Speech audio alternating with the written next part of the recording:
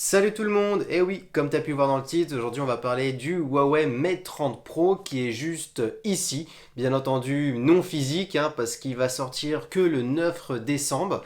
Donc du coup oui, ça fait pas mal de temps qu'on entend parler des rumeurs à cause du problème de Google. Est-ce qu'il va avoir Google dans ce téléphone? Donc du coup il n'y avait pas de sortie pour la France, il était sorti en Chine. Maintenant oui, on a les informations, il sort le 9 décembre. Malheureusement non, pas avec des applications Google, il y a plein de choses, comme vous savez, avec les problèmes qu'il y a encore avec les Américains.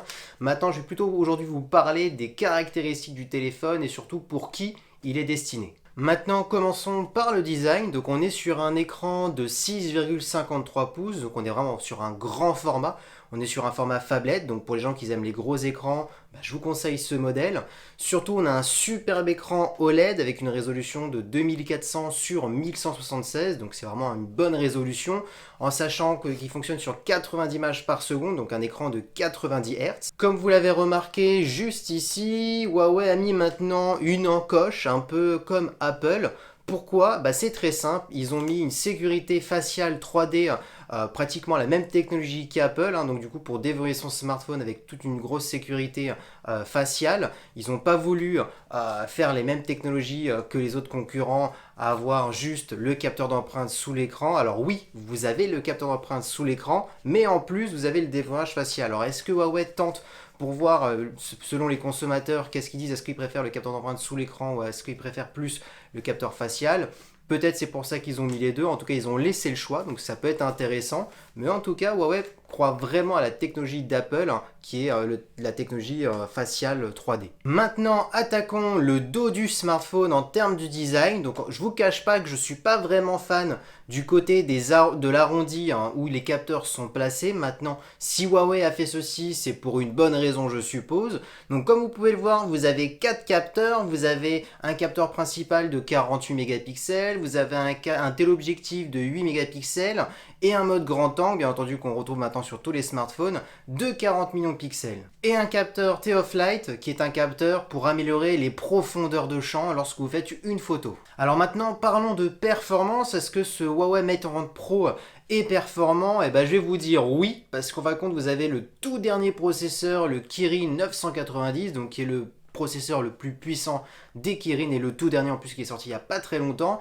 On est sur du 8 Go de RAM, donc là du coup là vous pouvez vraiment faire tout retourner, des jeux vidéo, regarder du contenu à haute résolution, sans saccade, surtout avec son écran de 90 Hz, avec une très haute résolution. Alors c'est bien d'avoir un bel écran, d'avoir de bonnes performances, mais ce qui est le plus important c'est l'autonomie. Est-ce que Huawei a mis une grosse batterie à l'intérieur? Je peux vous dire oui, on est sur une autonomie de 4500 mAh, selon les tests on tient une bonne journée.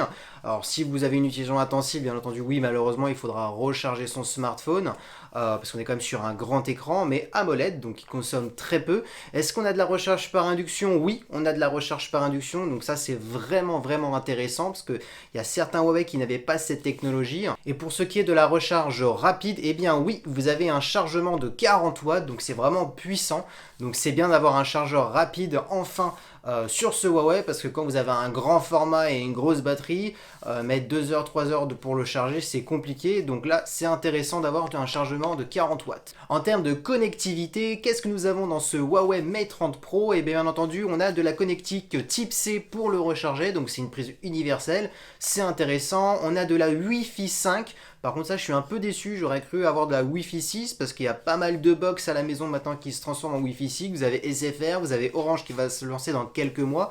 Donc vu qu'on est sur un nouveau smartphone et qu'on normalement on va le garder quand même quelques années, je trouve ça dommage. Par contre on a du Bluetooth 5.0, donc intéressant pour les nouveaux casques qui vont arriver sur le marché avec le Wi-Fi.